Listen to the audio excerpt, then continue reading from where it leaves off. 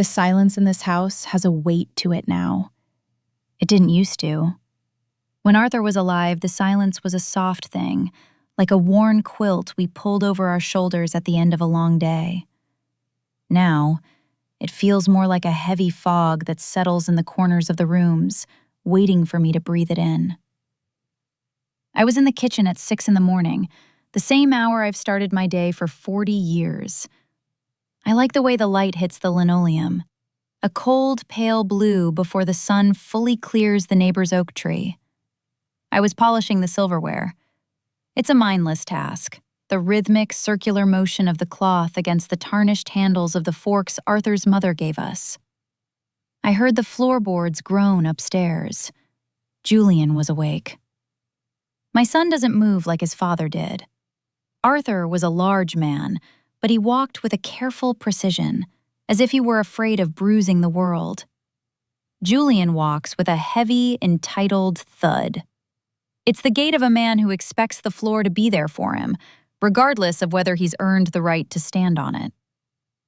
He appeared in the doorway 5 minutes later, his expensive silk tie hanging loose around his neck. He looked tired, in that specific way men look when their ambition is starting to outrun their talent. "Still at it, Mom?" he asked, his voice carrying that strained, performative cheerfulness he's been using lately. He didn't look at me. He looked at the silverware, then at the built-in china cabinet, then at the crown molding. He was appraising the room. He wasn't seeing a kitchen. He was seeing an asset. "It's Tuesday, Julian," I said quietly. "I always polish the silver on Tuesdays." "Right. Routine. It's important at your age, I guess."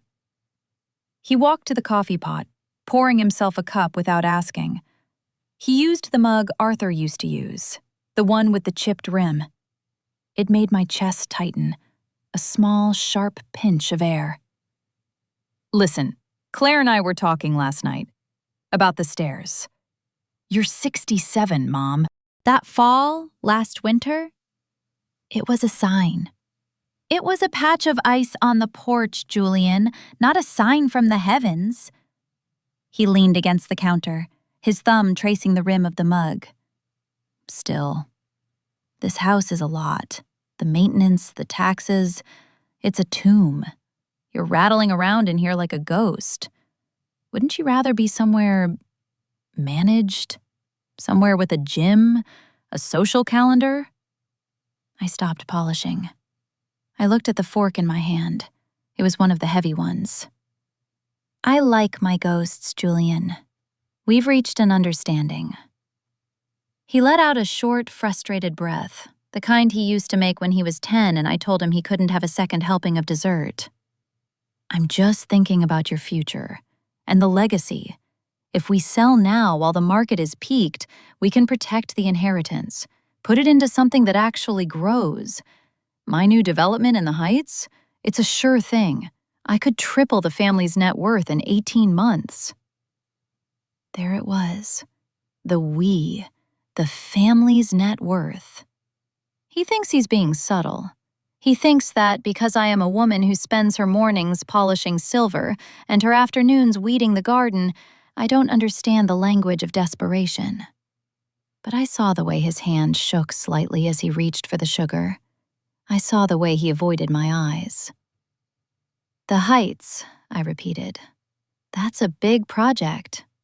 "Huge," he said, his eyes finally meeting mine, burning with a feverish intensity. "But I need the liquidity. If you sign the house over to the trust, the one we discussed, I can leverage the equity. It stays in the family. It's still yours, technically, just working for us." I looked down at the table. A small crumb lay near the salt shaker. I didn't brush it away. I just stared at it. Psychologically, children like Julian believe their parents are permanent fixtures, like mountains or trees. They don't see us as people with internal lives or shifting loyalties. They see us as foundations. And you don't ask a foundation how it feels about the house being built on top of it. You just keep adding bricks until the ground cracks." "I'll think about it," I said. It was a lie. I had already thought about it. I had been thinking about it since the day of Arthur's funeral, when I overheard Julian in the hallway telling Claire that the real estate alone was worth 7 figures. "Don't think too long," Julian said, patting my shoulder as he headed for the door. The touch was brief, transactional. "The window on this deal is closing. I'd hate for you to miss out on the security you deserve." He left, the front door clicking shut with a finality that echoed through the hallway. I sat there for a long time, the silver polish drying into a white crust on my fingertips. I thought about the box in the basement, not the one with the Christmas ornaments or the old photo albums, the other one. The one Arthur had handed me 3 weeks before his heart gave out, his face pale and his eyes full of a strange, weary clarity. "Elena," he had whispered, "Julian is my son, and I love him. But he has a hole in him where his conscience should be. If things go wrong, if he starts looking at you like a paycheck, you open this." I hadn't opened it yet. I hadn't needed to. I wanted to believe Arthur was wrong. I wanted to believe that the boy I had raised, the one I had stayed up with through every fever and every heartbreak, wouldn't eventually see his mother as a series of numbers on a balance sheet. But as I looked at the empty chair where my son had just sat, trying to talk me out of my own home, I realized the silence wasn't the only thing that had changed in this house. The air felt thinner, as if Julian were already sucking the life out of the rooms to fuel his own frantic lungs. I stood up, my knees popping with a dry, rhythmic sound. I didn't finish the silver. I left it there, half-polished and dull, on the kitchen table. I walked toward the basement door. The air coming from the stairs was cool and smelled of damp earth and old cedar. I reached for the light switch, my fingers trembling just enough to be noticed. I needed to know what Arthur knew. I needed to know exactly what kind of man I had brought into this world, and how much of me he thought he was entitled to take. As I descended the first step, I heard the telephone ring in the kitchen. I didn't go back to answer it. I knew it was Julian. He was likely calling to tell me he'd already set up an appointment with a realtor just to get an appraisal. He's always been fast. He's always been efficient. But he's never understood that silence isn't an absence of thought. It's a reservoir of memory. And mine was starting to overflow. The basement air always smells of the past. Cold concrete, old cardboard, and the faint, sweet scent of the cedar chest Arthur built for our 10th anniversary. It's a quiet place, a subterranean vault for the things we couldn't bear to throw away, but no longer had a use for.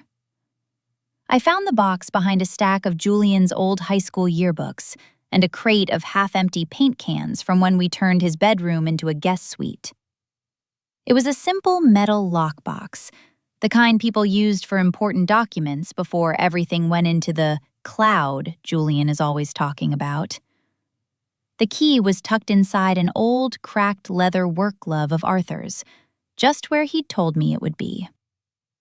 When I opened it, I didn't find a pile of cash or a dramatic confession. I found a thick folder of bank statements and a series of handwritten ledgers. Arthur was a meticulous man. He believed that if you tracked the movement of money, you could see the movement of a person's soul. As I flipped through the pages, the Heights project started to make a different kind of sense. Julian had been borrowing from his father for years.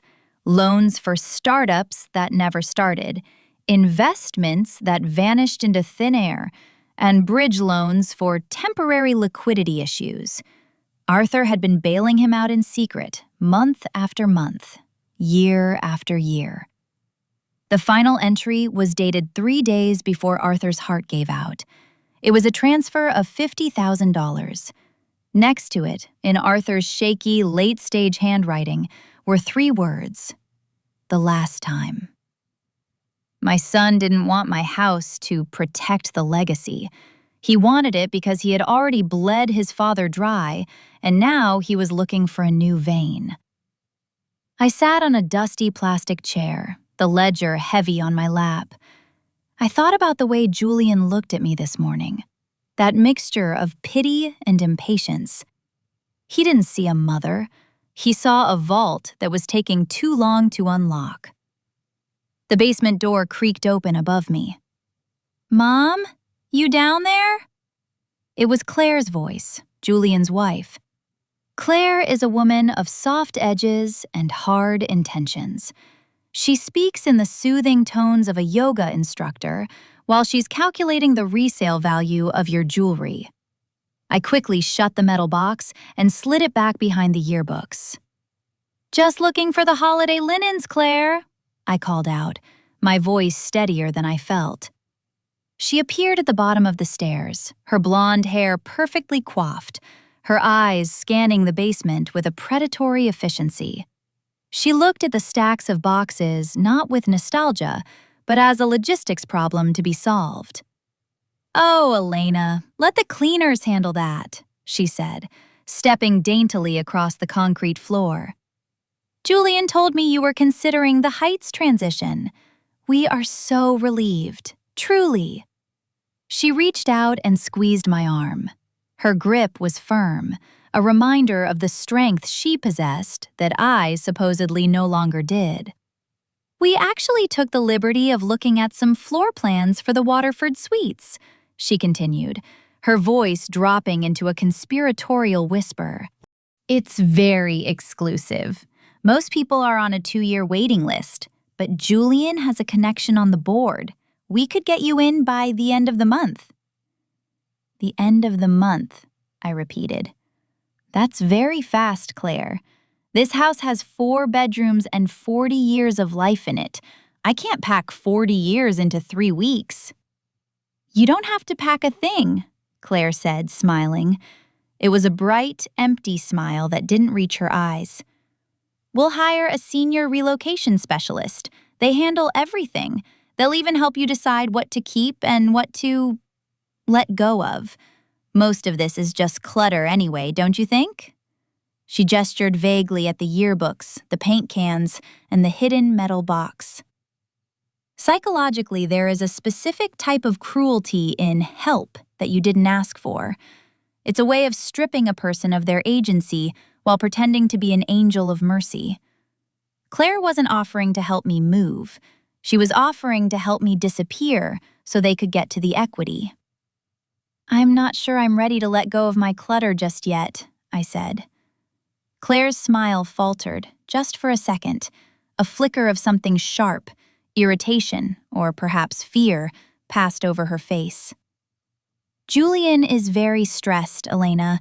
This project, it's everything to him. He's doing this for you, so you don't have to worry about the roof leaking or the taxes going up. You wouldn't want to be the reason he loses everything, would you?" The guilt trip. The oldest tool in the parental manipulation shed. "Is he losing everything, Claire?" I asked, looking her directly in the eye. She stiffened. "Of course not. But the market is volatile. He needs to move quickly. That's just business." I followed her back upstairs. In the hallway, I saw 3 large, flat-packed cardboard boxes leaning against the wall. Julian must have brought them in while I was in the basement. They hadn't even waited for me to say yes. They were already marking the territory. That evening, I watched from the darkened living room as Julian and Claire stood on the front lawn. They didn't know I was there. They were looking up at the house, Julian pointing at the second-floor windows, gesturing wildly. He looked frantic, his movements jagged and nervous. He pulled out his phone and made a call. I couldn't hear the words, but I could hear the tone, a high, desperate pitch I hadn't heard since he was a teenager, trying to explain a dent in the family car. He's not just looking for a sure thing. He's drowning.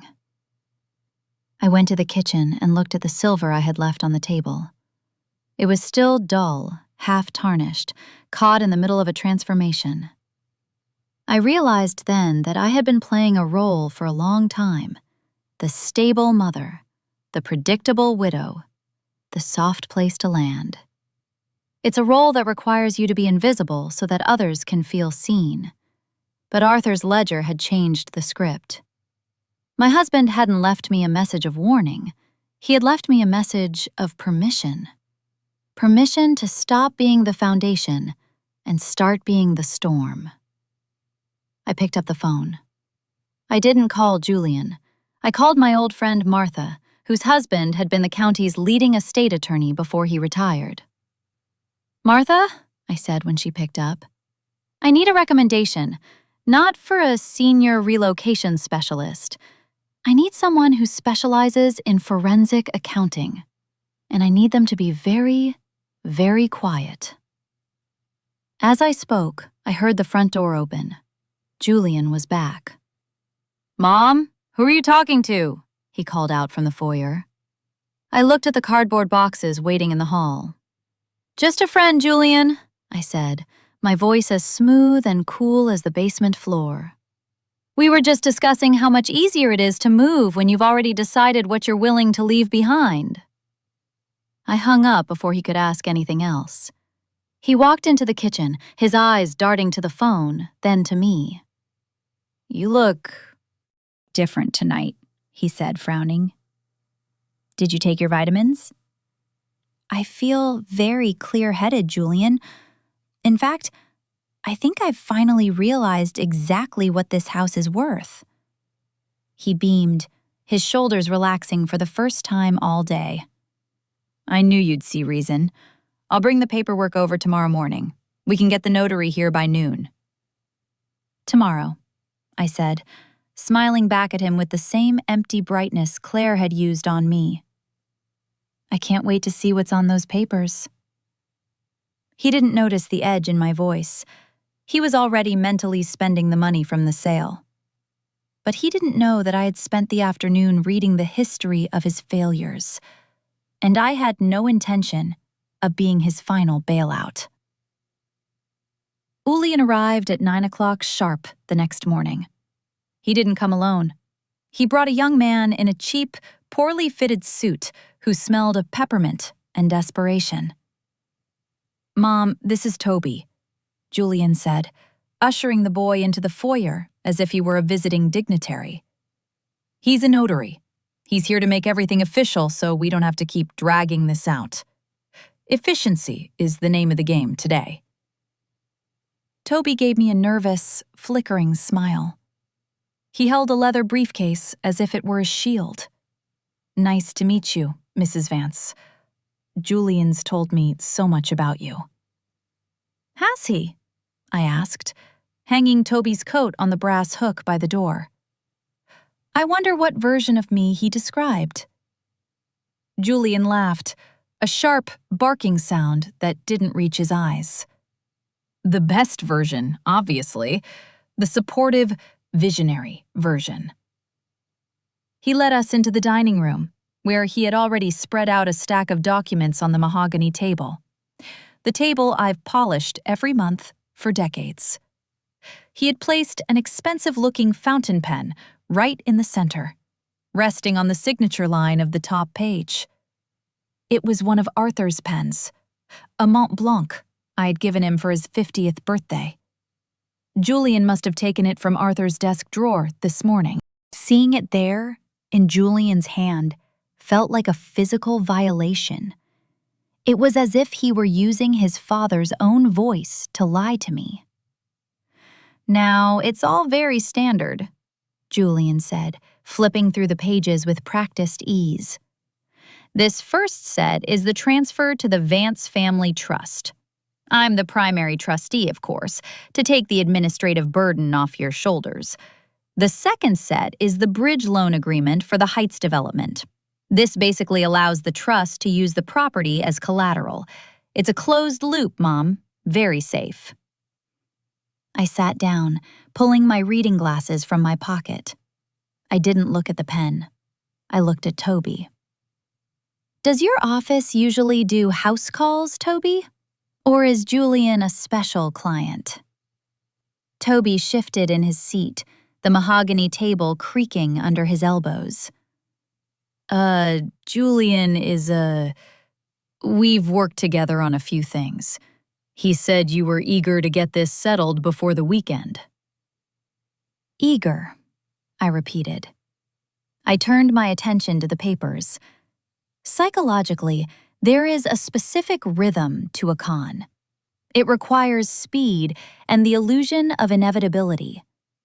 Julian was hovering over my shoulder, his shadow stretching across the legal jargon. He was trying to crowd my thoughts, to make the act of signing feel like the only way to get some air. I noticed a small error here, Julian, I said, pointing to a line on the third page. You've listed my middle name as Anne. It's Anne with an E, like the Queen, as my mother used to say. Julian stiffened. It's a typo, Mom. It doesn't affect the legality. And here, I continued, you've listed the property value based on a 2019 appraisal. The market has shifted significantly since then. If I'm investing in your project, shouldn't my contribution be valued at its current worth? Julian's jaw tightened. I could see the pulse thrumming in his neck. Mom, we're keeping it in the family. These are just formalities. If we wait for a new appraisal, we'll miss the funding cycle for the Heights. You're overthinking the small stuff. Am I? I looked up at him. Or are you underthinking the person who actually owns the house? The room went quiet. Toby looked down at his briefcase, suddenly very interested in the stitching. Julian took a slow, deep breath, the kind he uses when he's trying to manage his volatile clients. I'm trying to save you, Mom, he said, his voice dropping to a low, patronizing hum. You're living in a museum. You're obsessed with silver polish and middle names while the world is moving on. I'm trying to give you a future that isn't just waiting for the end. Don't make this a fight. Please. The soft threat. The implication that if I didn't comply, I was being difficult, senile, or ungrateful. I need to have my own counsel look these over, Julian, I said, sliding the papers back toward him. It's only prudent. Counsel? You mean Martha's husband? He's been retired for 5 years, Mom. He's probably forgotten how to read a contract. Not him, I said. I've engaged someone else, a specialist. Julian's face went pale. The peppermint boy, Toby, cleared his throat and stood up. Look, Julian, if there's a dispute about the documents, I can't notarize them today anyway. I have another appointment at 10. Sit down, Toby, Julian snapped. Then, catching himself, he turned back to me, his expression melting into a mask of wounded hurt. A specialist? You don't trust me? After everything I've done. I've spent my weekends here mending your fence, checking your furnace, making sure you're okay. You mended the fence because you wanted the curb appeal for the eventual sale, Julian. And you checked the furnace because you didn't want the pipes to burst and devalue your asset. Let's not pretend it was for my comfort. I stood up. I felt a strange, cold clarity. For years, I had allowed him to believe I was a bystander in my own life. I had played the role of the sweet, fading mother because it was easier than confronting the vacuum of his empathy. But the ledger in the basement had ended that. I'll have the papers reviewed, I said. You can leave them here, or take them with you. It doesn't matter. Julian didn't move. He looked at the fountain pen, the Mont Blanc, still sitting on the table. He reached out and snatched it up, shoving it into his breast pocket. "Fine," he said, his voice trembling with a cold, sharp rage. "Have your specialist look at them, but don't come crying to me when the tax bill hits next month and you realize you can't afford to heat this museum anymore. You're playing a dangerous game, Elena." He used my first name. Not Mom, not Mother. Elena. It was a declaration of war. He was no longer my son. He was an adversary. He marched out of the room, Toby trailing behind him like a frightened shadow. The front door slammed, not the heavy, final click of yesterday, but a violent, wood-shaking crash that made the crystals in the dining room chandelier dance and chime. I sat back down in the silence. The house felt larger now, as if the walls were expanding to fill the space Julian had occupied. I waited 10 minutes. Then I walked to the window and watched his car peel away from the curb, tires screeching. I went to the kitchen and picked up my cell phone. I had a missed call from an unknown number. I dialed it back. "This is Marcus Thorne," a gravelly, professional voice answered. "Mr. Thorne," I said, "I'm Elena Vance. Martha spoke to you?" "She did. I've started the preliminary look into the Heights development and your son's various holdings. Mrs. Vance, I don't want to alarm you, but insolvent is a very mild word for what I'm seeing. He's not just looking for a loan. He's looking for a burial ground for his debts." "I suspected as much," I said, watching a single bird land on the porch railing where Julian had fixed the wood. "How much time do I have?" "If he has your power of attorney, none. If he doesn't, we have a window. But he's desperate, and desperate men do desperate things with signatures." I looked at the mahogany table, where the ghost of the document still seemed to linger. "He doesn't have it yet, and he never will." "Good. I'll send my associate over this afternoon with some papers of our own. We need to move your assets into a protected structure before he tries to move them for you." I thanked him and hung up. I walked to the basement door. I didn't go down this time. I just stood there, looking at the dark wood. I thought about the empty box Julian was so afraid of. He thought his inheritance was a pile of gold at the end of a rainbow. He didn't realize that the rainbow was made of his father's sweat and my silence, and both were drying up. I went back to the kitchen and picked up the silver polish. I had a lot of work to do. Not for the house, and not for Julian. For the first time in 40 years, I was cleaning up a mess that wasn't mine to fix. The invitation to dinner came via a text message from Claire. Not a call, not a visit. A digital summons sent at 3 in the afternoon for a 6 o'clock sitting. It was a tactical move. If I declined, I was being difficult. If I accepted, I was entering their territory, on their terms. I went. I wore my best pearls and the navy silk dress Arthur had bought me for our 30th anniversary. It felt like armor. Julian and Claire's home is what the magazines call minimalist. To me, it looks unfinished. There are too many hard angles, too much white marble, and a disturbing lack of bookshelves. It is a house designed for people who don't want to be reminded of where they came from. Dinner was a performance of healthy living.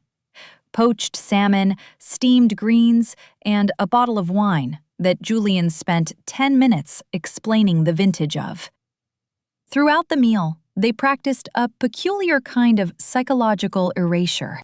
They talked about me as if I were a piece of furniture that had suddenly developed the ability to eavesdrop. "She's been very forgetful lately, haven't you noticed, Julian?" Claire said, drizzling lemon over her fish without looking at me. The way she obsesses over that silverware, it's a repetitive behavior. My mother's neighbor started doing that right before before the decline. It's the isolation, Julian replied, nodding solemnly. This is why the Heights make so much sense. She needs a community, someone to keep an eye on her. At her age, the brain it loses its grip on reality. She's starting to imagine things, conspiracies, specialists. I sat at the end of the long, cold table, my fork resting against the plate. I didn't interrupt. I watched the way Julian's hand gripped his wine glass, white-knuckled, the tremor I'd seen in the kitchen now amplified. He wasn't just lying to me anymore. He was building a case. "I'm still here, Julian," I said softly during a lull in their dialogue, "and my hearing is perfectly fine." Claire laughed, a tinkle of glass hitting glass. "Of course you are, honey. We're just worried. You seemed so confused yesterday about the trust. We only want what's best for you." "What's best for me?" I said. "Or what's best for the Heights?" Julian slammed his glass down. A few drops of red wine splashed onto the white marble, looking like fresh blood. "Enough! I'm sick of the accusations. I am trying to build something for this family, something that will last. And you're sitting on a gold mine, letting it rot while I'm out here fighting for our future." "Your future, Julian, not ours." He leaned across the table, his face turning a mottled, angry purple. "You wouldn't even have that house if it weren't for me. Who do you think convinced Dad not to sell it 10 years ago when the market dipped? Who do you think has been managing the legacy while you were busy playing housewife?" Psychologically, the transition from caretaker to victim is a short one for people like Julian. He had convinced himself that his father's money, the money Arthur had secretly funneled to him to hide his failures, was actually his own hard-earned merit. He had rewritten his history of dependency into a narrative of martyrdom. "You should go home, Elena," Julian said, his voice dropping to a terrifyingly calm whisper. "You're tired. You're not yourself. We'll talk when you've had some rest. We've already made the executive decision to move some things along for you, for your own protection." The word protection felt like a threat. The drive home was quiet. The streetlights flickered past, casting long, rhythmic shadows across the dashboard. I felt a strange sense of detachment, as if I were watching a movie of my own life. This is what it feels like when the emotional ties finally snap. It isn't a loud noise. It's just a sudden, hollow lightness. When I pulled into my driveway, I noticed something immediately. The porch light was off. I always leave it on. I let myself in through the front door. The house felt different. The air was disturbed, as if someone had been moving through the rooms with a frantic energy. I walked into the kitchen and stopped. The mahogany table was bare. The silver I had left there, the forks, the spoons, the heavy serving trays, was gone. Even the polish cloth was missing. I didn't panic. I didn't call the police. I knew exactly who had taken it. Julian had used the dinner as a distraction, sending someone, or perhaps Claire had slipped away for 20 minutes, to start decluttering my life. It wasn't about the value of the silver. It was about testing the perimeter. It was a message. Nothing here is yours anymore. I walked to the basement door. I expected to see the lock tampered with, but it was untouched. They didn't know about the box. They were too focused on the things that glittered to look for the things that mattered. I sat in Arthur's old armchair in the living room, not turning on the lights. I pulled my phone from my purse and saw a text from Marcus Thorne. "Preliminary audit complete. Your son has been using your house as a secondary guarantor on several high-interest private loans for the last 6 months. He forged your signature on the digital applications. Elena, he's not just looking for a loan. He's already spent the house.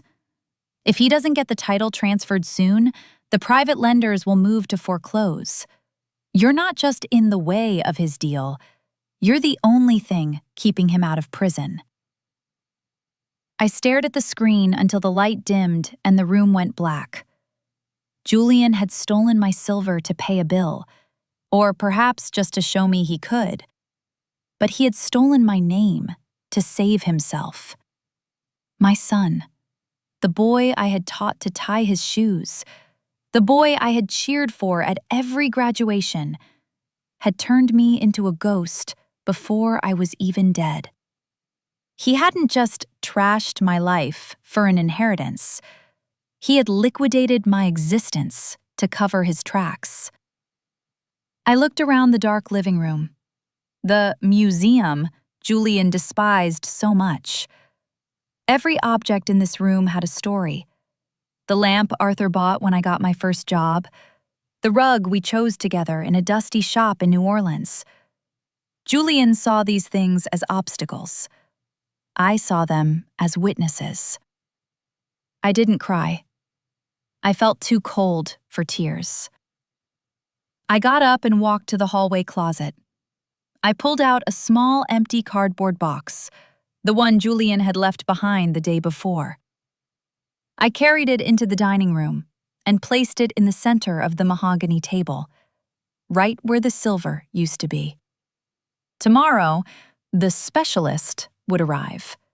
Tomorrow, the forensic trail would be laid bare. But tonight, I needed to start preparing my own gift for Julian. He wanted the house. He wanted the legacy. He wanted everything I had left. I would give it to him, but not in the way he expected. I looked at the empty box. It was the perfect size for what Julian truly deserved. As I climbed the stairs to bed, I heard a car slow down in front of the house. It lingered for a moment, the engine idling, before accelerating away. The wolves were no longer at the door. They were already in the house, and they were getting hungry. But they forgot one thing. I am the one who has been feeding them for 40 years, and I know exactly how to stop. The morning sun felt different today, sharper, less forgiving. It didn't illuminate the kitchen. It exposed it.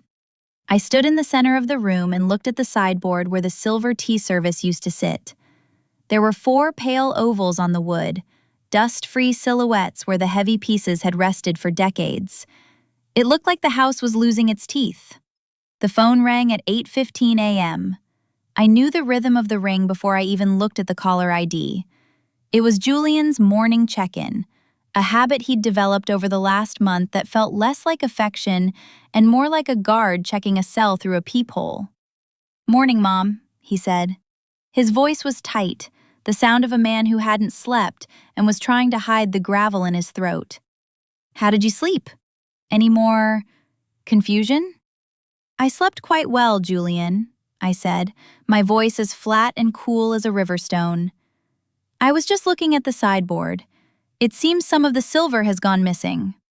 There was a pause, a long, pressurized silence where I could almost hear his brain cycling through excuses. "Oh, that," he said, and I heard him take a quick, shallow breath. "I meant to tell you. Claire took them. She noticed they were looking a bit dull, and she knows a professional restorer in the city. She didn't want to bother you with the heavy lifting, so she just popped in while you were at dinner. Total surprise, right?" "A total surprise," I whispered. Psychologically, the lie is often more revealing than the truth. He could have said he was worried about theft. He could have said he was having them appraised. Instead, he chose a lie that framed his theft as an act of service. He was still trying to maintain the image of the good son, even as he picked my pockets. "Anyway," he continued, his voice picking up speed, "I'm sending a courier over this afternoon. Just a few more updates for the trust. Minor stuff, really. Just need your John Hancock so we can keep the momentum on the heights. You're still on board, right? You haven't let Martha fill your head with nonsense. I'm exactly where I need to be, Julian. Good. That's my girl. I'll talk to you later. He hung up. That's my girl. The condescension was a new layer. He was infantilizing me, a common tactic when you're preparing to take someone's autonomy. If you convince the world and the victim that they are a child, then taking their toys doesn't feel like a crime. At 11, Sarah arrived. She was Marcus Thorne's associate, a young woman with sharp eyes and a briefcase that looked like it had seen its share of battle. We sat at the mahogany table and she laid out the copies of the loan documents Julian had forged. "He's good, Elena," Sarah said, her voice professional but not unkind. "The signature is a very high-quality forgery. He likely used a light box or a digital trace, but he made one mistake. He used your old bank account number, the one that's been dormant since Arthur passed, as the secondary link for the interest payments." I looked at the signature. It looked like mine. The same loop on the E, the same slight tilt of the V. But seeing it there, attached to a document that put my home at risk, made it look like a dead thing. "What happens if I don't sign the transfer today?" I asked. "The private lenders he's dealing with are aggressive," Sarah said. "They aren't banks, Elena. They're private equity groups that specialize in distressed assets. If the Heights project doesn't get its next round of funding, which requires your house as a clean, transferred asset, they'll trigger a default. They'll come for the house regardless. But if we move now, we can file a notice of fraud. It will stop the foreclosure, but it will also trigger a criminal investigation into Julian." I looked out the window at the garden. The peonies were just starting to bloom. Arthur had planted those for me. "A criminal investigation?" I repeated. "My son." "I know it's hard," Sarah said, "but he's already made his choice. He's already gambled your roof on a project that's underwater. He's not just asking for your help anymore. He's taking it." I felt a strange, hollow sensation in my chest. For 40 years, my primary job had been to protect Julian from the world, from his father's disappointment, from his own poor choices. I had been the buffer. But a buffer only works if it doesn't get crushed in the process. "Don't file the fraud notice yet," I said. Sarah frowned. "Elena, if you wait—" "I'm not waiting. I'm preparing." After she left, I went to the dining room and looked at the empty cardboard box I had placed on the table the night before. I picked it up and walked through the house. I started to take things. Not the big things Julian would notice, like the TV or the paintings. I took the small, invisible things. The extra sets of keys, the deeds to the cemetery plots, the original warranties for the appliances, the spare light bulbs, the junk drawer contents, stamps, batteries, the good scissors. I was stripping the house of its utility. When Julian arrived at 5, he looked like a man who was vibrating at a frequency that might shatter glass. His hair was messy, and his shirt was stained with sweat. He didn't even say hello. He just walked to the table and saw the courier's envelope I had left there, unopened. "Why isn't this signed?" he demanded, his voice cracking. "I haven't had time to read it, Julian. I've been busy." "Busy doing what? Polishing the air?" "Elena, I told you. The window is closing. I need this today." He grabbed the envelope and ripped it open, his fingers shaking so badly he nearly tore the papers inside. He looked at me, and for a second, the mask of the concerned son fell away completely. I saw the predator underneath, the raw, naked desperation of a man who has run out of exits. "Sign it," he hissed. "Sign it now." "I'm thinking about the silver, Julian," I said, my voice steady. "The professional restorer Claire mentioned.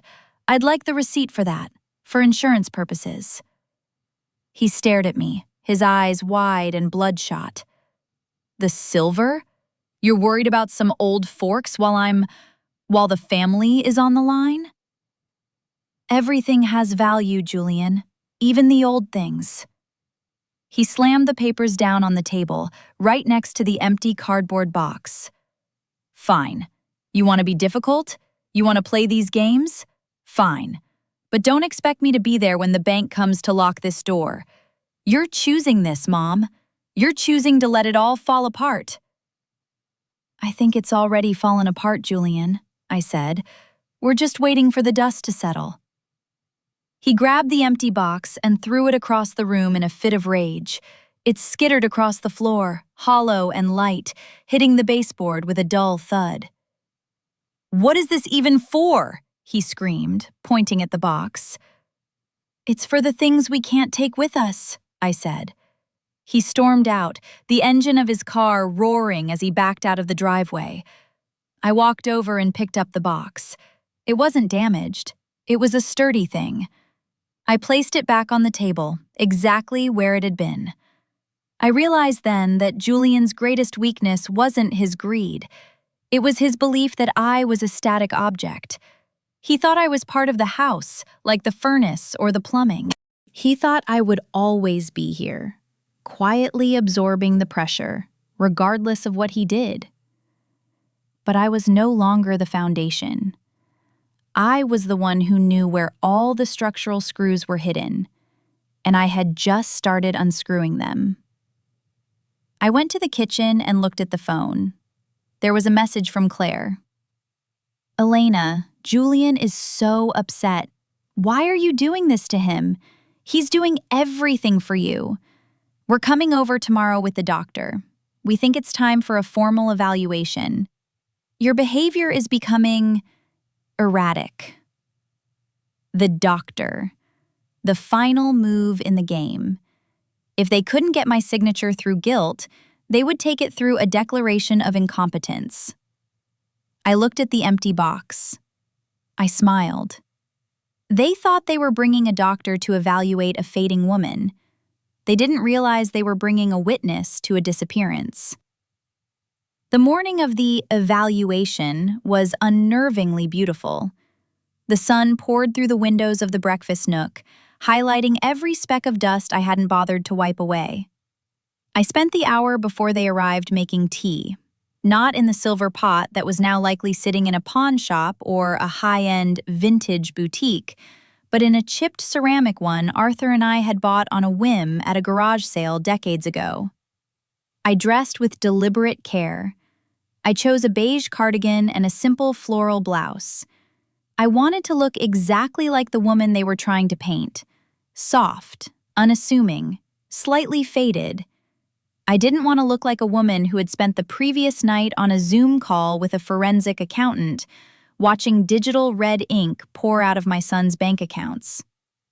Julian and Claire arrived at 10, accompanied by a man in a charcoal suit. Dr. Eris. He had the kind of neutral, practiced face that suggested he spent his days delivering bad news with a gentle touch. "Elena," Julian said, his voice a frantic imitation of warmth. "This is Dr. Eris. He's just here for a little chat. We told him how worried we've been about your stress levels lately." Claire nodded, her hand resting on Julian's arm as if to steady him, or perhaps to keep him from lunging. "We just want to make sure you have the support you need, honey. Life is getting so complicated, isn't it?" We sat in the living room, the museum, as Julian called it.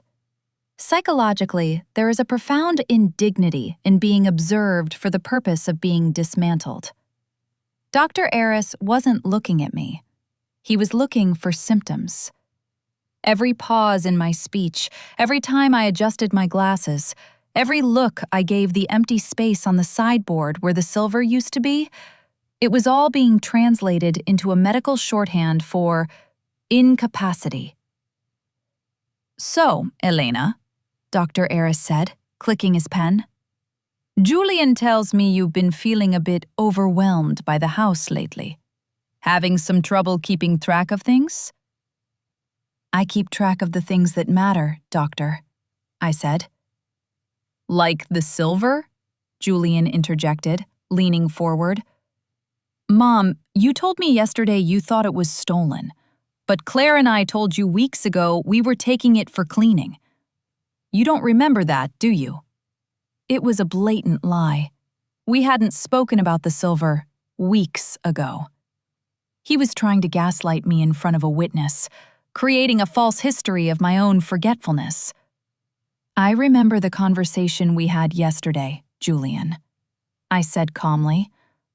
And I remember the way you looked when you realized I had noticed it was gone. Julian glanced at the doctor, a look of coached pity on his face. See? She's rewriting the timeline. It's the agitation, Doctor. It comes in waves. Dr. Eris nodded slowly, writing something on his clipboard. And the specialist you mentioned, Elena? The one you said you were hiring to look at your papers? Marcus Thorne, I said. He's an old friend of the family. I called Marcus's office. Julian lied, his voice smooth. They said they haven't heard from you in years, Mom. Are you sure you didn't dream that? I felt a cold shiver go down my spine. Julian was playing a dangerous game. He wasn't just trying to take my house, he was trying to erase my reality. If he could convince a doctor that my memories were hallucinations, the power of attorney would be his by nightfall. But Julian has always underestimated my capacity for silence. He thinks that because I don't scream, I don't have a voice. Doctor, I said, leaning toward the man in the charcoal suit. Would you like to see my museum? I stood up before they could object. I led them not to the basement and not to the kitchen, but to the small office off the hallway. Julian followed close behind, his breath hot on the back of my neck. I opened the top drawer of Arthur's desk. I pulled out a small, leather-bound notebook. It wasn't the ledger from the basement.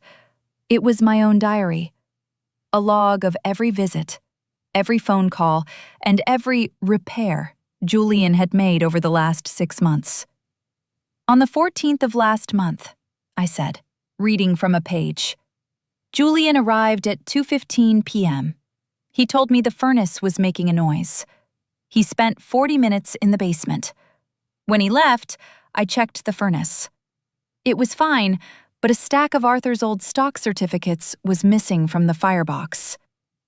Julian's face went from pale to a sickly, mottled red. That's just a symptom of her paranoia, Doctor. She's imagining thefts everywhere. On the 3rd of this month, I continued, my voice steady, Claire arrived at 10 a.m. She told me I looked tired and should take a nap. While I was in my room, I heard the side door open and close. When I came down, the mahogany box in the library was empty. It contained the deed to the summer cottage. This is insane, Claire chirped, her voice hitting a glass-shattering register. Elena, you're making things up to hurt us. I turned to Dr. Eris. He wasn't writing anymore. He was looking at Julian, then at the notebook, then back at me. He was a professional. He could recognize the difference between the rambling of a confused mind and the meticulous record-keeping of a woman who knew she was being hunted. I have photos, too, I said quietly, of the empty spaces, and of Julian's car parked in the driveway at times he told you, Doctor, that he was at work. The room went silent. The air felt heavy, as if the house itself were holding its breath. Julian stepped toward me, his hands balled into fists. You think you're so smart. You think a little notebook changes anything? I am your son. I am the one who's going to be left with the wreckage when you finally lose it. The only wreckage here, Julian, is the debt you've piled up, I said. I know about the heights. I know about the forgeries. Dr. Eris stood up. Julian, I think it's best if we step outside. I'm not comfortable continuing this evaluation under these circumstances. No, Julian shouted. She's manipulative. She's always been like this, hiding things, playing the martyr. Julian, Claire hissed, grabbing his arm. Stop. They retreated to the hallway, their voices rising in a muffled, ugly argument. I stayed in the office, my hand resting on Arthur's desk. I felt a strange, hollow victory. I had defended my mind, but I had lost my son. Or rather, I had finally admitted that the son I thought I had was a fiction I'd been co-authoring for years. A few minutes later, I heard the front door slam. I walked back into the living room. It was empty. The doctor was gone. Julian and Claire were gone. But they hadn't left empty-handed. I noticed the empty cardboard box I'd left on the dining table was gone too. Julian must have snatched it up in his rage, perhaps thinking there was something valuable inside, or perhaps just needing something to hit. I sat down at the table and smiled. He had finally taken the box. He thought he was taking a piece of my life, a piece of his inheritance. He didn't know that the box was empty for a reason. I picked up my phone. Marcus Thorne's associate, Sarah, had sent a message. The private lenders just called Julian's office. They're moving up the deadline. He has 48 hours to produce the title, or they'll begin legal proceedings against him personally. Elena, the clock has run out. What do you want to do? I looked at the mahogany table, at the pale silhouettes of the missing silver. I want to invite him over for one last dinner, I whispered to the empty room. I want to show him exactly what happens when you try to build a future on a foundation of ghosts. The curiosity hook remained. I hadn't told Sarah about the second box, the one I had tucked away in the trunk of my car, the one that wasn't empty at all.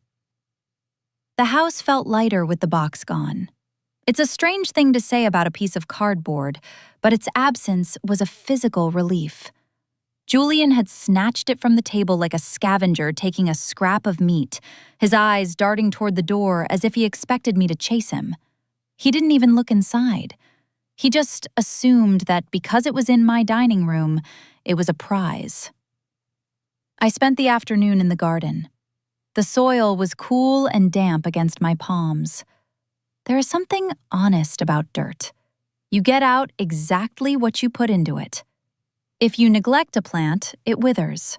If you overwater it, it rots. There are no lies in the root system. I was trimming the dead heads off the roses when I heard a car door slam.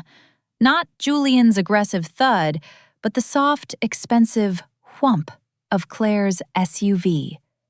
She didn't walk up the path. She stood at the edge of the driveway, her arms crossed, watching me. She looked out of place against the backdrop of the suburban afternoon, her designer heels sinking slightly into the grass. Julian opened the box, Elena, she said. Her voice wasn't sharp this time. It was hollow. I didn't look up from the roses. Did he? I hope he found what he was looking for. There was nothing in it, just a layer of dust and a single receipt for a grocery store from 1994. She walked closer, her shadow falling over the flower bed. He broke a window in the garage when he realized it. He's not doing well, Elena. He's unraveling. Psychologically, there is a point where a spouse stops being a partner and starts being a witness to a crime. Claire was reaching that point. She wasn't here as a predator today. She was here as a survivor.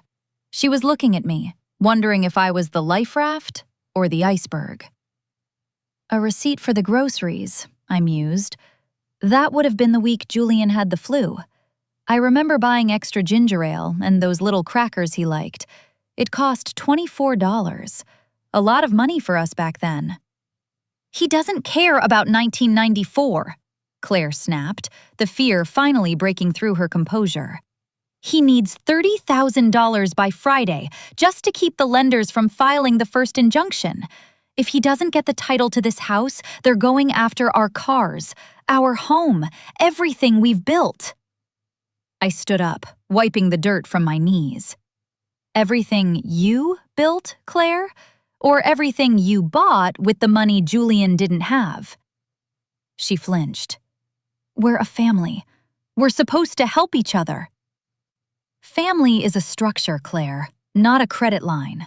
You and Julian have spent the last 5 years treating me like a bank that doesn't charge interest, and when the bank finally closed its doors, you tried to break the locks.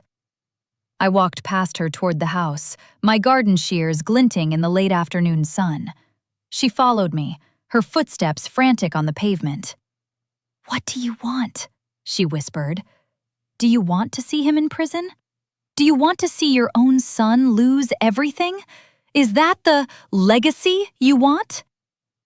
I stopped at the back door and turned to face her.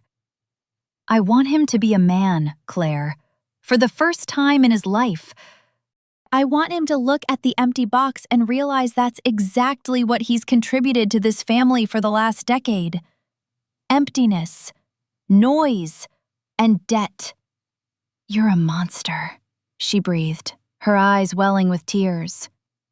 "You're sitting in this big house, all alone, and you're enjoying this." "I am not enjoying it," I said, and for the first time, my voice trembled. "I am mourning. I'm mourning the boy I thought I raised, and I'm mourning the woman I used to be, the one who would have sold her soul to make sure Julian never had a bad day. That woman is dead, Claire. Julian killed her with that notary he brought into my dining room." I went inside and locked the door. I didn't turn on the lights. I sat in the kitchen as the shadows lengthened, stretching across the floor like long, dark fingers. The phone rang 3 times. I didn't answer. I knew it was Julian. I could almost feel his rage vibrating through the wires, a hot, desperate energy that had nowhere to go. Around 7 o'clock, I went to the basement. I didn't go for the ledger this time. I went for the old projector. I set it up in the living room, pointing it at the blank white wall above the fireplace. I found the reel labeled Julian, age 5. The machine hummed to life, the smell of warm dust and hot light filling the room. The images were grainy, flickering in and out of focus. There was Julian, a small blonde boy in a red striped shirt, running toward the camera. He was laughing, his arms outstretched, reaching for Arthur. He looked so full of light, so uncomplicated. I watched the loop over and over. Julian running, Julian falling, Julian being picked up by his father. Psychologically, we hold on to the childhood versions of our children because the adult versions are too painful to reconcile. We convince ourselves that the real person is the innocent one, and the adult is just a distorted mask. But as I watched that 5-year-old boy, I realized that even then, he was looking for the camera. Even then, he was performing his joy, checking to see if we were watching, if we were satisfied. The doorbell rang. It wasn't a polite chime. It was a rhythmic, pounding demand. I turned off the projector. The room plunged into darkness, the ghost of Julian's childhood face lingering on my retinas for a second before vanishing. I walked to the front door. I didn't open it. "Mom, open the door!" Julian's voice was ragged. He sounded like he had been screaming for hours. "I know you're in there! I saw the light!" "I'm having dinner, Julian," I said through the wood. "Go home." "I don't have a home. They're putting a lien on the house, Mom. Today. I just got the notice. You have to sign those papers. Please, I'll do anything. I'll pay you back. I swear to God, I'll pay every cent." "With what, Julian? The money you're going to make from a development that doesn't exist? The Heights is a graveyard. Marcus Thorne showed me the permits. You haven't even broken ground because the environmental impact study failed 6 months ago. You've been selling ghost apartments to people who can't afford to lose their savings." The pounding stopped. The silence that followed was more terrifying than the noise. "How long?" he asked, his voice a low, dangerous hiss. "How long have you known?" "Long enough to know that the empty box wasn't just a metaphor. It was an invitation. I wanted to see if you would come to me with the truth, or if you would just take the box and run." "You played me," he whispered. "My own mother. You set a trap for me." "You set the trap, Julian. I just stopped warning you where the tripwires were." I heard him slide down the door, his back scraping against the wood until he was sitting on the porch. I sat on the other side, the door between us the only thing left of our relationship. "I'm going to lose everything," he said, and he sounded like that 5-year-old boy again, the one who had fallen in the garden. But this time, there was no Arthur to pick him up, and there was no Elena to kiss the bruise. "Not everything," I said. "You still have the receipt from 1994. It's in the box." I heard him let out a sob, a dry, hacking sound that tore through the quiet of the street. It was the sound of a man realizing that the foundation he had been chipping away at for years had finally collapsed, and he was the only one in the rubble. I stood up and walked away from the door. I had a dinner to prepare. Tomorrow was the final meeting. Tomorrow, the second box, the one in the trunk of my car, would be opened. Julian thought he was the only one who knew how to use a signature. He didn't realize that I had spent the last 48 hours signing things too. But I wasn't signing away my house. I was signing away his safety net. As I walked into the kitchen, I caught a glimpse of myself in the hallway mirror. I looked older, yes, but I also looked remarkably calm.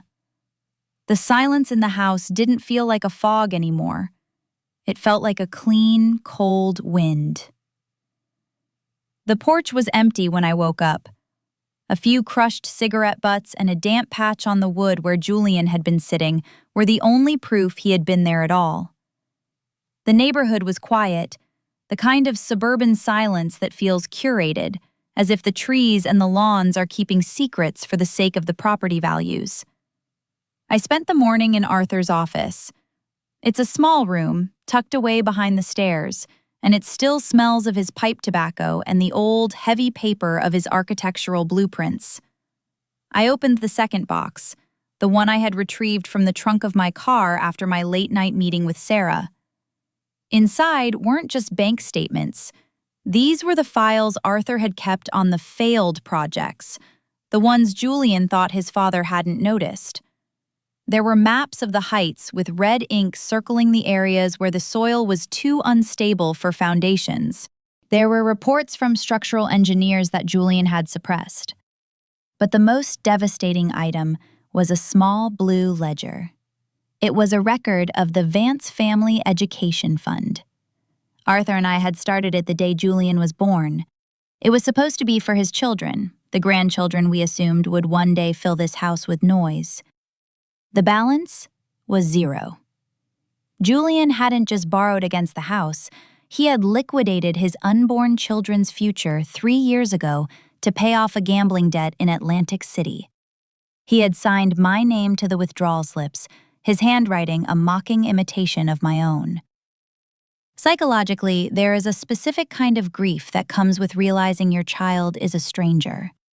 You look at their face and see the infant you held, the toddler who needed you, but the soul behind the eyes has become something predatory.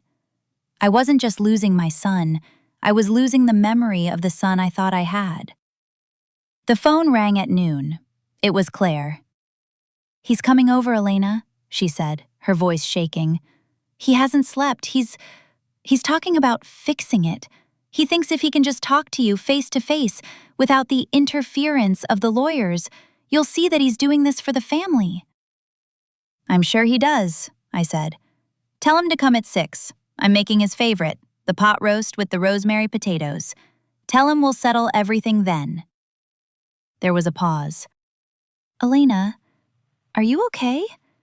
You sound so calm. I've never been clearer, Claire. Make sure you come too. This involves both of you. I spent the afternoon cooking.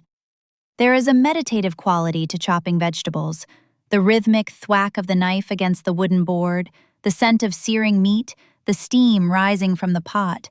It's a performance of domesticity that masks the internal collapse. I was building a stage for the final act. At 4 o'clock, Sarah called. The paperwork is ready, Elena. If you sign the final directive, the house and all remaining assets will be moved into a restricted life estate. Julian will have no legal claim now or ever. But you should know, once this is filed, there's no going back. He will be served with the fraud notice on Monday morning. I understand, I said, watching the timer on the stove. Send it over. I'll sign it when they're here. Are you sure you want them there when you do it? Sarah asked, her voice tinged with concern. Desperate men can be unpredictable. He needs to see the hand that holds the pen, Sarah. He's spent too long thinking, I'm just the paper. At 5:55 p.m., Julian's car pulled into the driveway. He didn't slam the door this time. He walked up the path with a slow, heavy deliberation. Claire followed a few steps behind, looking like she wanted to be anywhere else in the world. When they entered the kitchen, the smell of the pot roast was thick in the air. I was setting the table, the mahogany table, still bare of its silver. Mom, Julian said. He looked terrible. His eyes were sunken, and his skin had a gray, papery quality. He looked like a man who had been hollowed out from the inside. Sit down, Julian. Claire, the food is almost ready. I can't eat, Mom, Julian said, his voice cracking. We need to talk about the title. The lenders, they're calling every hour. They said if I don't have a signed intent to transfer by tonight, they're going to the district attorney. I pulled the pot roast from the oven, the heat blooming against my face. I thought we were a family, Julian. Families eat together. Please, he whispered. Just sign the papers. I'll do anything. I'll move back in. I'll take care of the garden. I'll fix the fence for real this time. Just don't let them take everything. I sat down at the head of the table. I looked at him. Really looked at him. I saw the fear, yes. But beneath the fear, I still saw the calculation. He was still looking for the angle, the emotional button he could press to make the foundation hold one more time. I found the blue ledger, Julian, I said. The room went cold. The steam from the pot roast seemed to freeze in the air. Julian's hands, which had been resting on the table, began to tremble. The education fund, I continued, my voice conversational.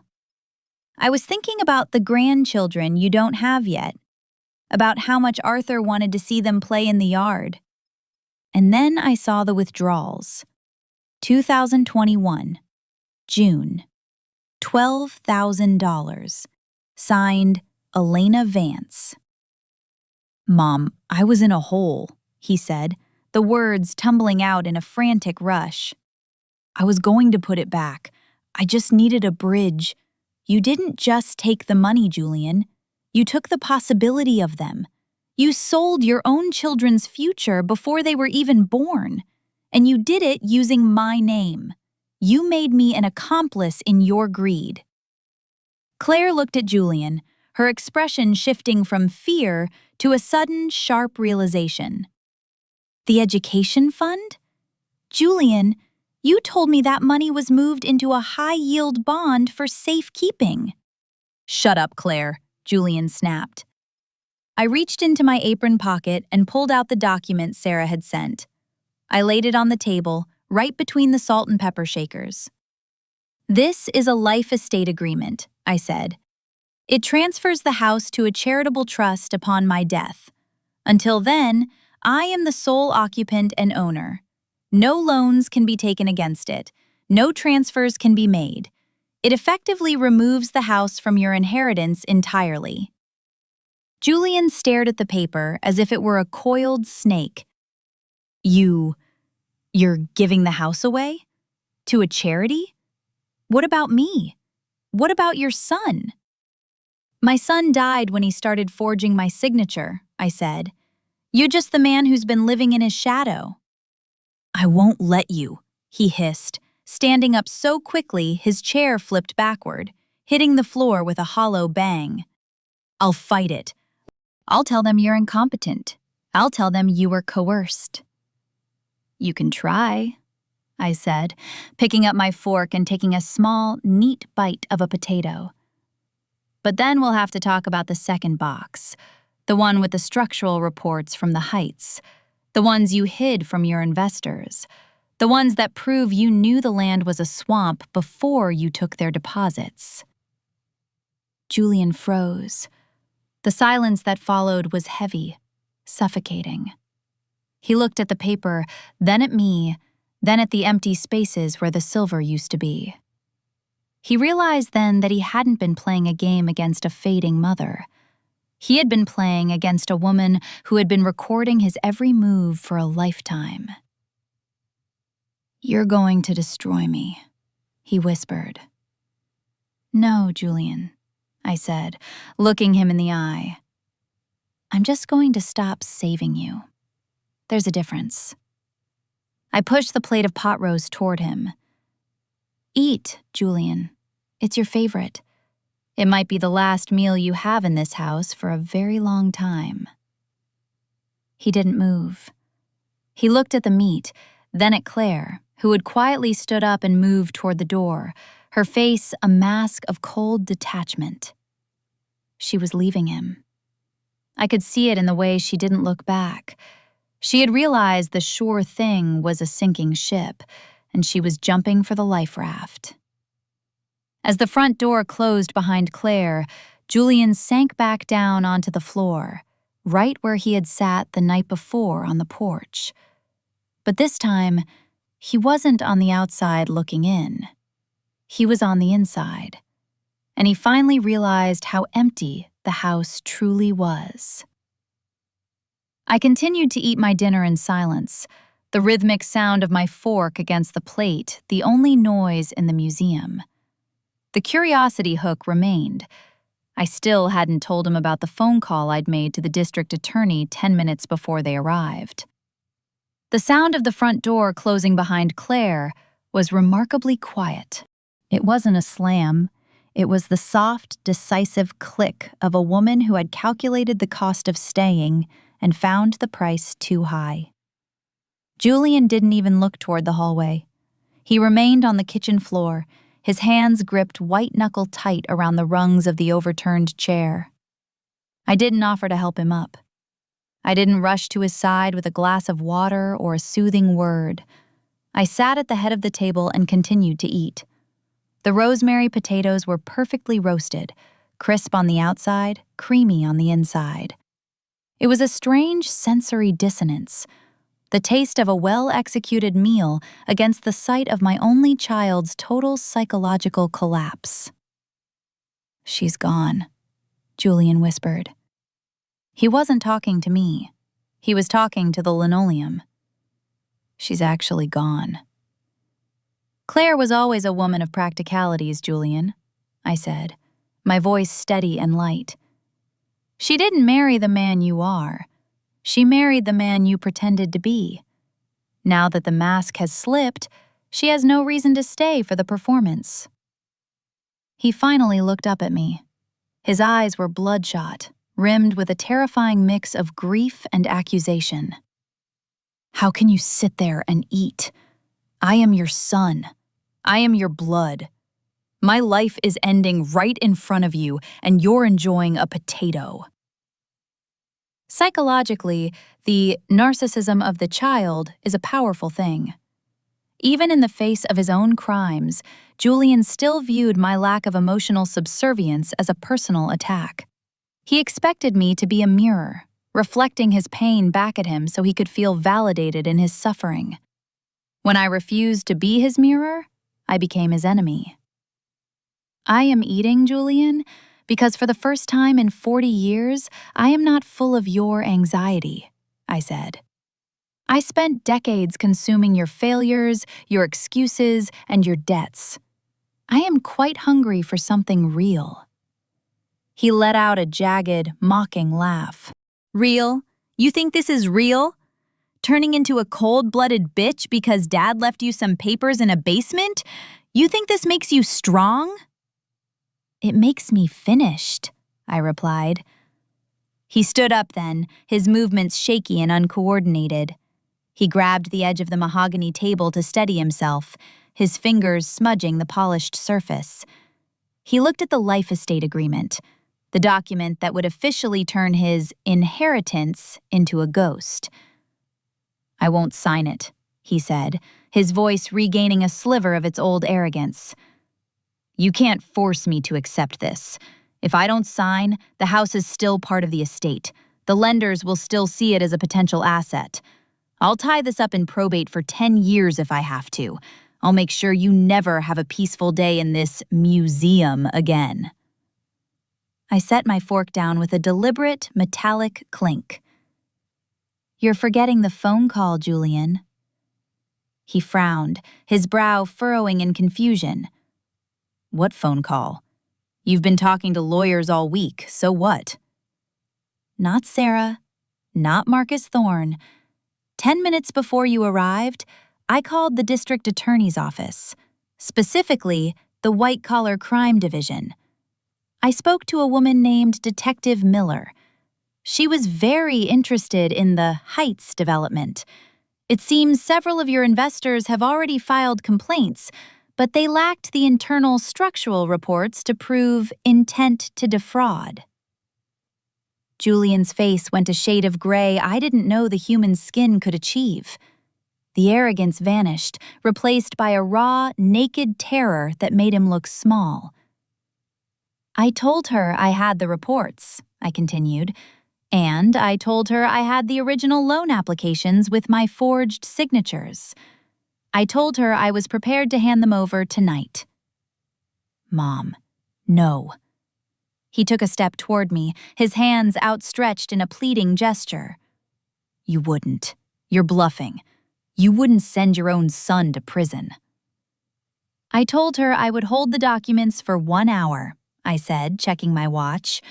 I told her that if I didn't call her back by 7 o'clock to confirm I was coming down to the station, she should send a car here to collect them. The clock on the wall ticked, a rhythmic, heartless sound. It was 6:42 p.m. Why? He breathed. Why are you doing this to me?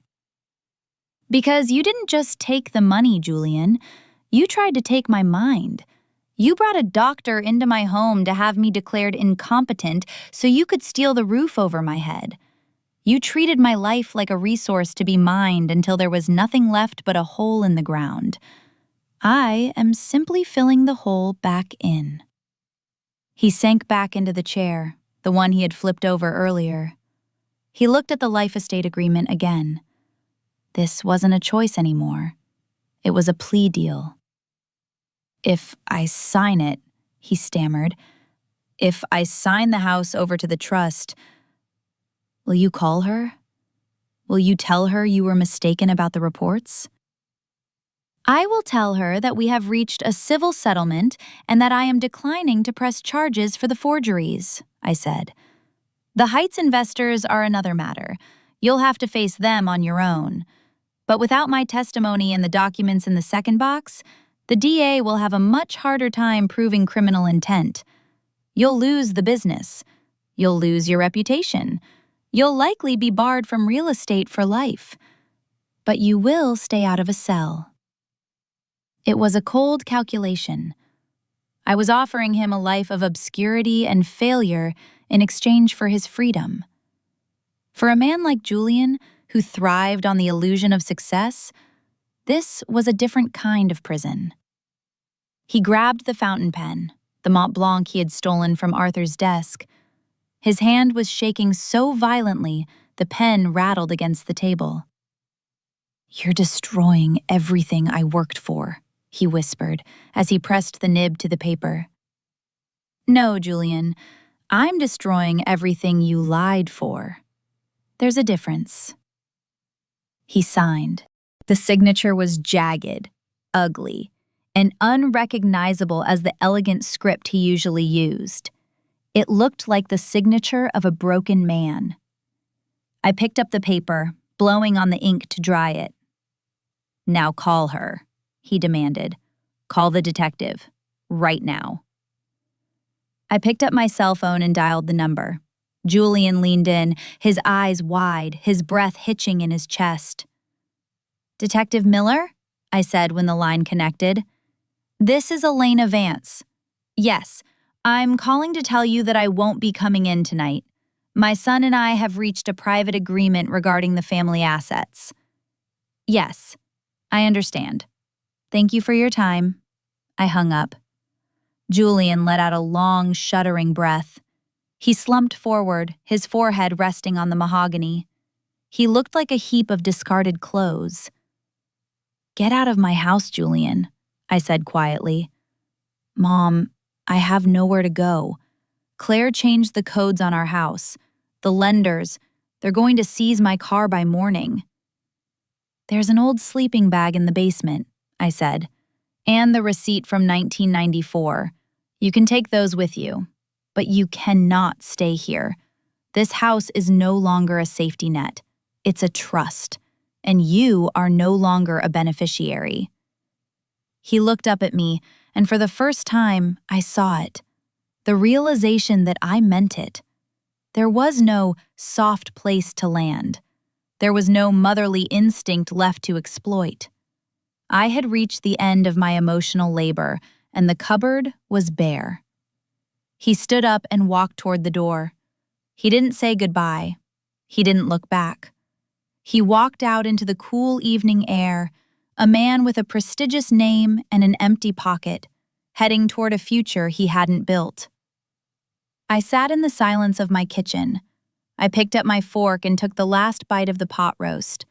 It was cold now. I looked at the empty chair across from me. I thought about the empty box I had handed him. He thought the box was the insult. He didn't realize the house was the box, and he had been standing outside it his whole life, trying to find a way to break in, never realizing that the door had been open the entire time. Until I finally closed it. The curiosity hook. As I started to clear the table, the phone rang again. It wasn't Julian, and it wasn't the detective. It was a number I didn't recognize, from a town 3 states away where Arthur's brother lived, the brother Julian claimed had died 10 years ago. I stared at the blinking light on the cordless phone for a full minute before I picked it up. The caller ID said Clear Creek, Pennsylvania. It was a ghost town in my mind, a place where Arthur's brother Silas had supposedly been buried in a quiet, private ceremony that Julian had attended on my behalf because I was too distraught to travel. "Hello?" I said. My voice sounded thin, like a wire stretched too tight. "Elena, is that you?" The voice was gravelly, older than I remembered, but the cadence was unmistakably Vance. It was the same rhythmic drawl Arthur used to have when he was tired. "Silas?" I whispered. I sat back down at the mahogany table, the life estate agreement, still wet with Julian's desperate ink, sitting right in front of me. "Silas, is that really you?" "Well, I hope so," he said, letting out a dry cough. "I've been trying to get through to the house for months. Every time I called, Julian answered. He told me you were in a specialized care facility, Elena. He said your memory was... Well, he said you wouldn't recognize me, that you were drifting. Psychologically, the most effective way to cage a person isn't with bars, it's with a curated reality. Julian hadn't just been stealing my money. He had been building a wall of silence around me, brick by brick, telling everyone on the outside that I was gone, and telling me that everyone on the outside was dead. He had been harvesting my isolation. "I'm not drifting, Silas," I said, a cold heat beginning to bloom in my chest. "I'm right here, in the house. Where have you been?" "I've been right here in Clear Creek, waiting for those quarterly checks Arthur promised for the family acreage. When they stopped coming last year, Julian told me the land had been sold to cover your medical bills. He sent me a copy of the closing papers. I didn't want to bother you, seeing as you were so sick, but I saw an article in the business section of the paper yesterday about a project called The Heights. It mentioned Julian. It mentioned a trust." "He sold the family land?" My hand tightened around the phone. That land was Arthur's pride, a stretch of forest that had been in the family for 3 generations. It wasn't worth millions, but it was sacred. "That's what the paper said," Silas replied. But something about his voice didn't sit right with me the last time we spoke. He sounded frantic, not like a man taking care of his mother, like a man running from a fire. We talked for an hour. I learned that Julian hadn't just told me Silas was dead. He had told Silas that Arthur had died in debt and that I was suffering from advanced dementia. He had even sent Silas progress reports on my condition, fabricated letters from doctors, updates on my episodes. He had spent hours of his life crafting a fictional tragedy just to keep the two halves of his family from speaking to each other. When I hung up, the kitchen felt different. The silence wasn't just quiet anymore. It was an indictment. I looked at the mahogany table, the sideboard, the empty space where the silver used to be. Every inch of this house was a witness to a crime that was much larger than a forged signature. I didn't wait for morning. I went to Arthur's office and began to pull the books from the shelves. I wasn't looking for ledgers this time. I was looking for the physical evidence of the isolation. Behind a row of old architectural journals, I found a shoebox. It was filled with mail. Unopened envelopes addressed to me, to Arthur, and to the estate of Arthur Vance. There were Christmas cards from cousins I thought had forgotten me. There were invitations to weddings I never knew happened. There were letters from Silas, some of them pleading for a phone call. Julian hadn't been checking the mail for me out of kindness. He had been censoring my life. Around 11 p.m., I heard a scratching at the side door. It was the sound of someone who didn't have a key, but thought they still had a right to enter. I walked to the door and turned on the outdoor floodlight. Julian was standing there, squinting into the glare. He looked like a stray dog, disheveled, shivering in the cool night air, his expensive suit jacket stained with something dark. He held a small, crumpled bag from a fast food restaurant. "Mom," he croaked, leaning his forehead against the glass of the door. "I forgot my insulin. I left it in the fridge. Please, just let me get my meds.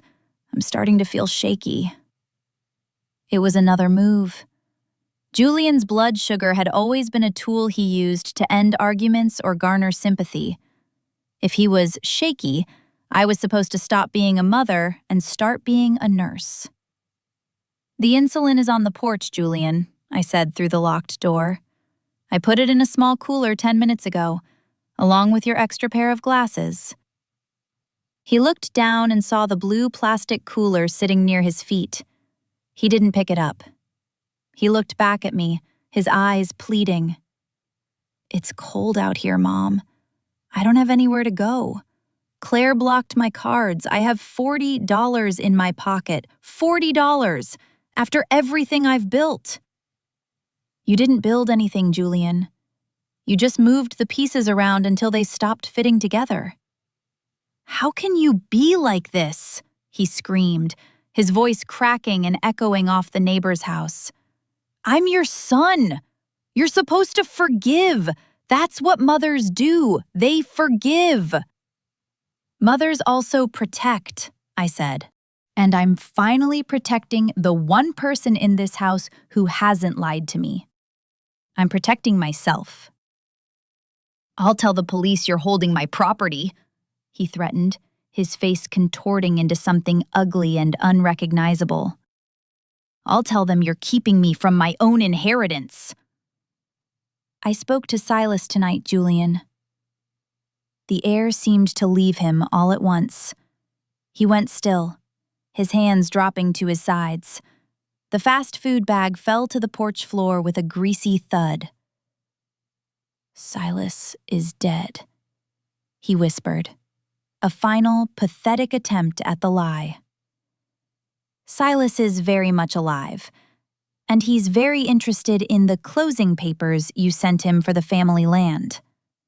He's coming here on Monday, Julian, with the original deed." Julian didn't scream this time. He didn't plead. He just backed away from the door, his eyes fixed on me as if I were a ghost he couldn't exorcise. He tripped over the cooler, scrambled to his feet, and practically ran toward the street. He didn't even take his insulin. I watched him go until his shadow disappeared into the darkness of the oak trees. I went back to the kitchen and picked up a damp cloth. I wiped the smudge of his fingerprints off the mahogany table. I wiped the handles of the drawers he had opened. I wiped the light switches.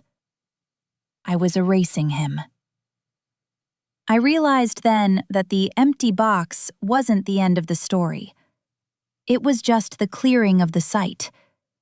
Julian had spent years filling my life with noise and debt and manufactured sorrow. Now, for the first time in my life, I had space. But as I looked at the shoebox of unopened mail, a new question began to form. A psychological itch I couldn't scratch. Julian was desperate, yes, but he was also meticulous.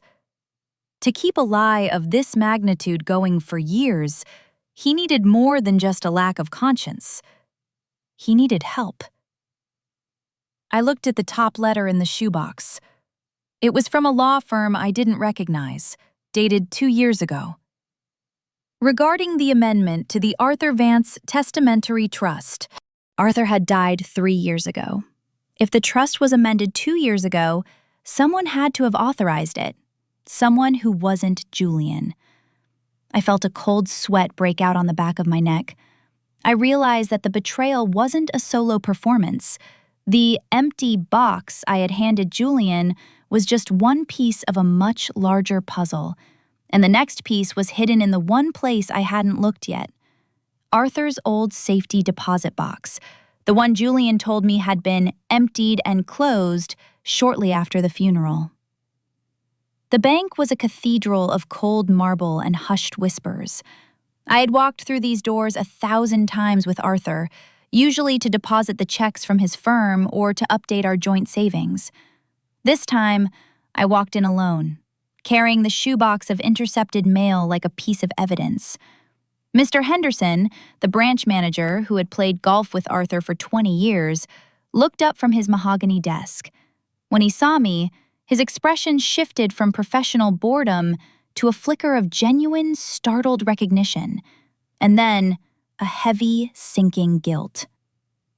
"Elena," he said, standing up, I wasn't expecting you. Julian said you weren't up for the commute anymore." "Julian says many things, Robert," I said, sitting in the velvet chair across from him. "He told me the safety deposit box was closed. He told me the trust had been amended because of my condition. I'm here to see the original documents, not the ones Julian provided, the ones that require my actual presence." Robert Henderson didn't look me in the eye. He looked at his blotter. "He had your power of attorney, Elena. It was signed and notarized 2 years ago." "I know what he has, Robert. I want to see what he doesn't have. The walk to the vault felt like a descent into the underworld. The air grew colder, the light more sterile. Robert opened the safety deposit box, the one Julian said had been emptied and shuttered years ago. When the metal drawer slid open, it wasn't empty. There was a single, thick envelope inside. It was addressed to me in Arthur's precise architectural hand. It wasn't dated. It simply said, "For when the house is too quiet." I didn't open it at the bank. I took it home, back to the kitchen where the shadows were still long and the scent of rosemary and failure still lingered in the air. I sat at the mahogany table, the wood feeling like the deck of a ship in a storm. I opened the envelope.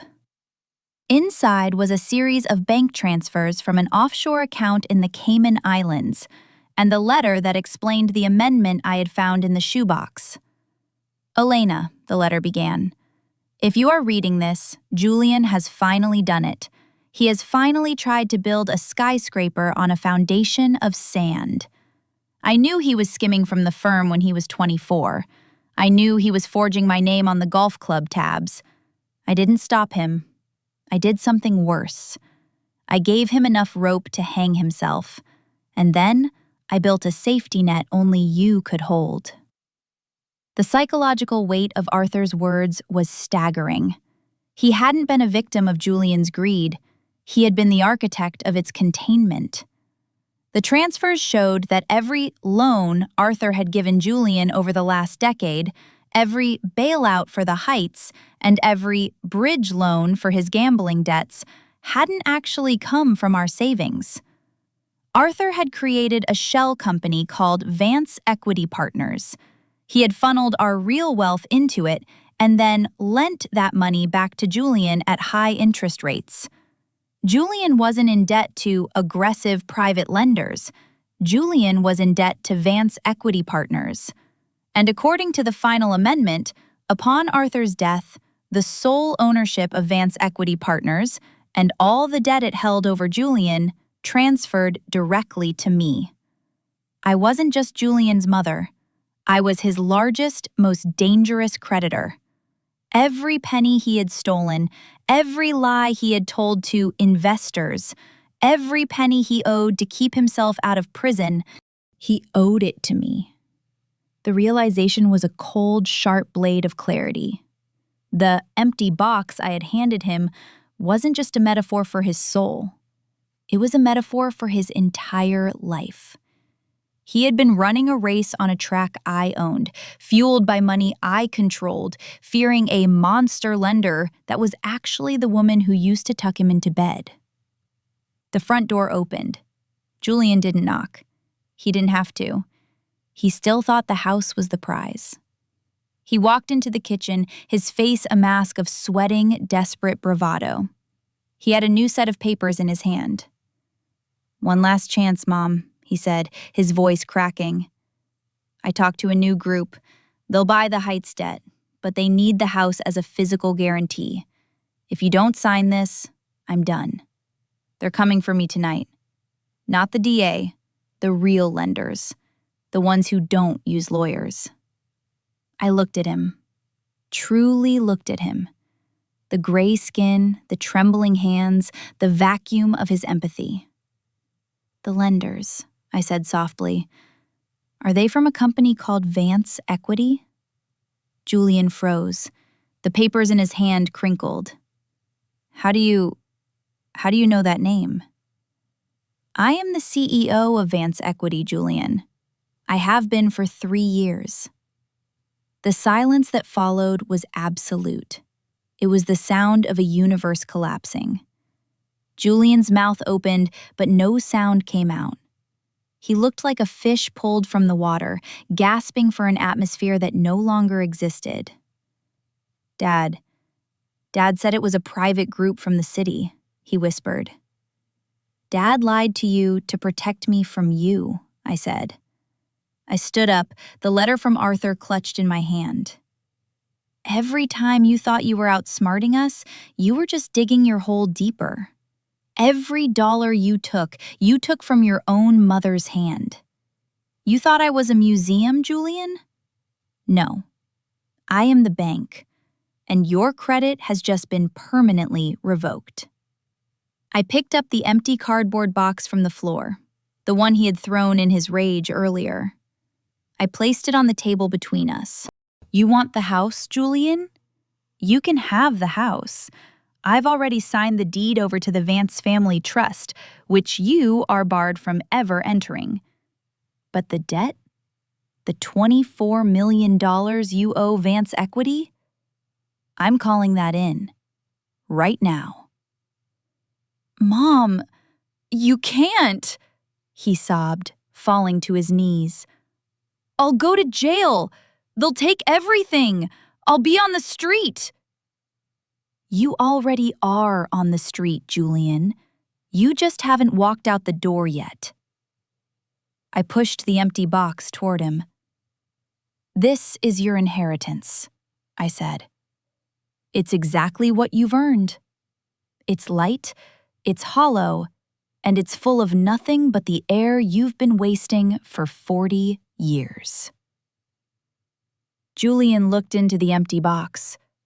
He reached out a hand, his fingers trembling, as if he expected a miracle to appear at the bottom. But there was only the receipt from 1994, the one for the ginger ale and the crackers I'd bought him when he was sick. He stayed there on the floor, clutching the cardboard as if it were a life raft, while I walked out of the kitchen. I went to the front porch. The air was cool and smelled of the coming rain. I looked out at the neighborhood, at the quiet houses and the steady oaks. For the first time in my life, the silence didn't feel like a burden. It felt like a clean slate. I heard the side door open and close. A moment later, I saw Julian's shadow move across the lawn. He was carrying the empty box. He walked slowly, his head down, a man who had finally realized that when you spend your life trying to steal a legacy, you end up with nothing but the weight of what you've lost. I went back inside and locked the door. I walked to the sideboard and picked up a single, stray silver spoon that Julian had missed in his decluttering. I took a clean cloth and began to polish it. The house was mine. The silence was mine. And for the first time in 40 years, I could hear myself breathe. I looked at the silver spoon, watching my reflection grow clearer with every stroke. I wasn't a mother anymore. I wasn't a widow. I was a woman who had finally stopped waiting to be loved and started deciding who was worth her time. The final line of Arthur's letter echoed in my mind. Let him have the box, Elena. You keep the key. I set the spoon down. It glittered in the dim light, sharp and bright and perfectly cold.